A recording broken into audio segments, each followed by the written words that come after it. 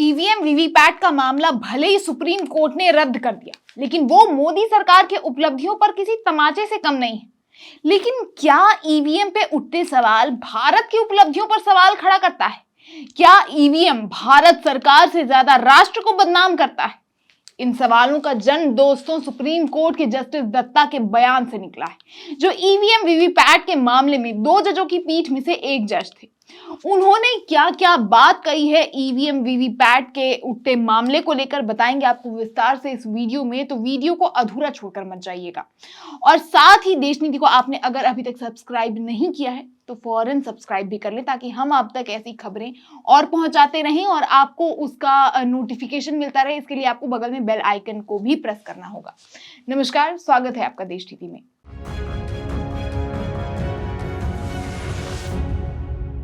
देश नीति, केवल सच्ची और पक्की खबरें। ईवीएम वीवीपैट के मामले को जब से न्यायमूर्ति दत्ता और न्यायमूर्ति संजीव खन्ना की अगुवाई वाली पीठ ने रद्द किया है, तब से सुप्रीम कोर्ट का ये फैसला कटघरे में खड़ा हो गया है। लेकिन न्यायमूर्ति दत्ता, जिसने वीवीपैट पर्चियों के 100% भौतिक सत्यापन की मांग करने वाली याचिकाओं के एक बेंच को खारिज कर दिया था, उन्होंने दोस्तों इस मुद्दे पे अपनी अलग से एक राय रखी है। हालांकि वो राय उनके फैसले के विरुद्ध नहीं थी, लेकिन देश के गरिमा के साथ भी नहीं थी। ईवीएम पर उठाए गए संदेह को खारिज करने के लिए न्यायाधीश के पास अपने स्वयं के कारण थे।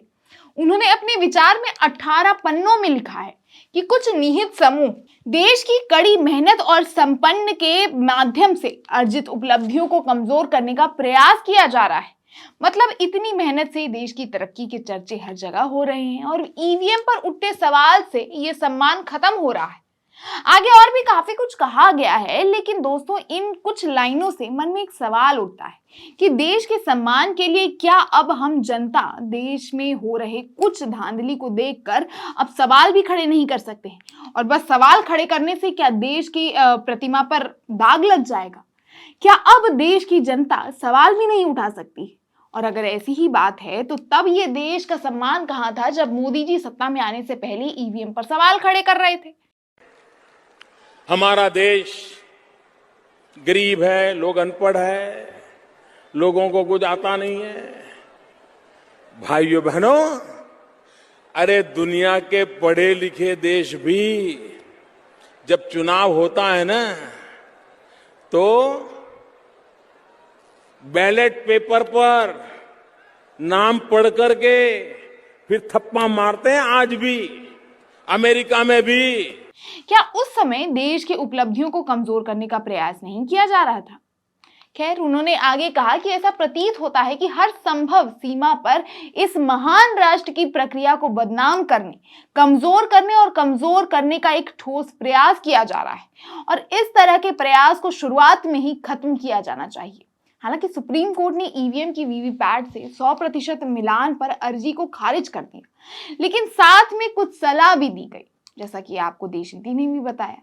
लेकिन यहाँ ये सवाल खड़ा होता है कि सरकार या कानून या किसी भी संस्था पे सवाल उठाने का हक जनता को इसी संविधान ने दिया है, तो सवाल उठाने से किसी देश का प्रक्रिया कैसे बदनाम हो सकता है? बहरहाल आगे न्यायमूर्ति दत्ता ने कहा कि कोई भी संवैधानिक अदालत, यहाँ तक कि ये अदालत भी इस तरह के प्रयास, कड़ी मेहनत को ध्वस्त करने के लिए की अनुमति नहीं देगा जब तक कि इस मामले में उसका कोई अधिकार है। साथ ही उन्होंने याचिकाकर्ता के ईवीएम हटाकर बैलेट पेपर से चुनाव करवाने के लिए ईवीएम के प्रामाणिकता के संबंध में भी गंभीर संदेह उठाया। कहा, पेपर बैलेट सिस्टम पर वापस लौटाने का सवाल ना तो उठता है और ना ही उठ सकता है। ये केवल ईवीएम में सुधार या इससे भी बेहतर प्रणाली है जिसके लोग आगामी वर्षों में आशा करेंगे। जब तक ईवीएम के खिलाफ पुख्ता सबूत पेश नहीं किए जाते, मौजूदा प्रणाली में सुधार जारी रहना चाहिए। जनता को बैलेट पेपर्स या ईवीएम के किसी भी विकल्प को वापस लाने के प्रतिगामी उपायों से बचना होगा जो भारतीय नागरिकों के हितों की रक्षा नहीं करते। चलिए दोस्तों, मान भी लिया जाए कि ईवीएम में कोई खराबी नहीं है, लेकिन इस पे सवाल उठाना तो जनता का अधिकार है। हालांकि जस्टिस दत्ता ने ईवीएम में सुधार की भी बात की, लेकिन ईवीएम पर सवाल या उसके लिए किसी विकल्प का चयन करना तो जनता का अधिकार है। इसमें क्या बुराई है? न्यायाधीश ने चुनाव सुधार लाने में याचिकाकर्ता में से एक association for democratic reforms ADR के प्रयासों को स्वीकार किया, लेकिन उन्होंने ईवीएम वीवीपैट पर अपनी वर्तमान याचिका में दिए गए सुझावों को अस्पष्ट बताया।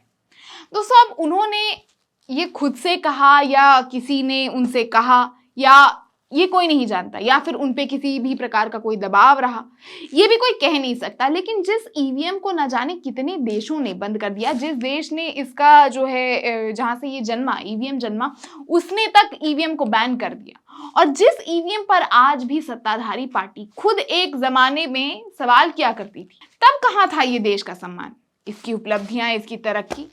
आपको क्या लगता है दोस्तों, जस्टिस दत्ता ने जो कहा, क्या वो सही कहा? क्या ईवीएम पर सवाल उठाना देश पे सवाल उठाने जैसा है? जब इसी चुनाव में देश के कई हिस्सों में कई सारे मामले सामने आ रहे हैं, और अगर गलत है तो क्या इन पे किसी प्रकार का दबाव दिया गया होगा?